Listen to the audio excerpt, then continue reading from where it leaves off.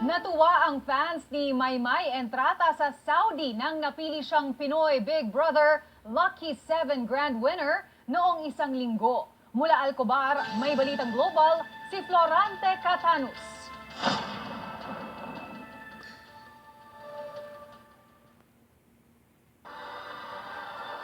Nagbunyi ang mga fans ni Maymay Entrata, aka Waki Gulaki ng Cagayan de Oro, sa kanyang pagkapanalo bilang Pinoy Big Brother Lucky 7 Grand Winner.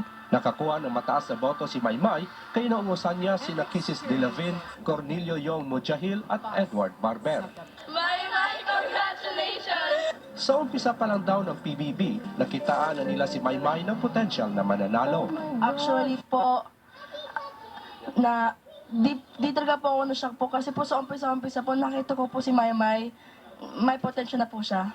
Sa umpisa pa lang siya talaga ang pet ko. Nakita ko kaagad ang X factor sa kanya na iba talaga magpatawa, kanyang magsadalo ng kanyang buhay. Talagang angkop na totoo na parang talagang sa reality show na ang totoong pagkatao. Wish na ng ilan na papasok sa showbiz si Maymay at Edward Barber at maging successful ang kanilang tandem na Mayward na nabuo nung sila ay sa loob pa ng bahay ni Kuya. Natutuwa po ako na nanalo po ang aking idol na si Maymay as a PBB Big Winner, and hopefully magtuloy-tuloy ang kanilang showbiz career. I-sport naman ang ilang tagahanga ni Kisses De Lavin at tanggap nila na second placer lang siya.